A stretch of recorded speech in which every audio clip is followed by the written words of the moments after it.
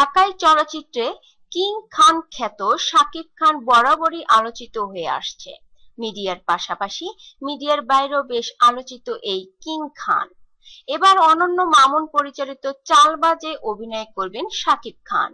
King খানের চরিত্র নিয়ে নির্মাতা বলছিলেন, শাকিব ভাই একজন লন্ডন প্রবাসী যুবক যে কিনা বোনের বিয়ের টাকা জোগাড় করতে সেখানে যায়, কিন্তু কাজ খুঁজে পায় না। রাজ্যের হতাশায় এসে ভর করে তার চোখে মুখে। মামুন আরো বলেন, শাকিব ভাইয়ের নাম থাকবে রোমিও।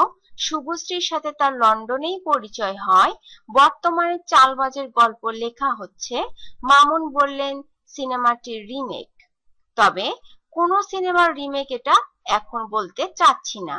এদিকে শাকিব বললেন, আমার চরিত্রটি বেশ সুন্দর, তাই ছবিটিতে কাজ করা। 20 জুন লন্ডনে চালবাজের শুটিং শুরু হবে। টানা 20-25 দিন লন্ডনের শুটিং এর পর বাংলাদেশ ও থাইল্যান্ডে বাকি কাজ হবে। অনন্য মামুনের পাশাপাশি ছবিটি পরিচালনা করবেন কলকাতার জয়দীপ মুখার্জি। যৌথভাবে প্রযোজনা করবেন বাংলাদেশ থেকে অ্যাকশন কাট এন্টারটেইনমেন্ট ও কলকাতা রেস্কিউ মুভিজ।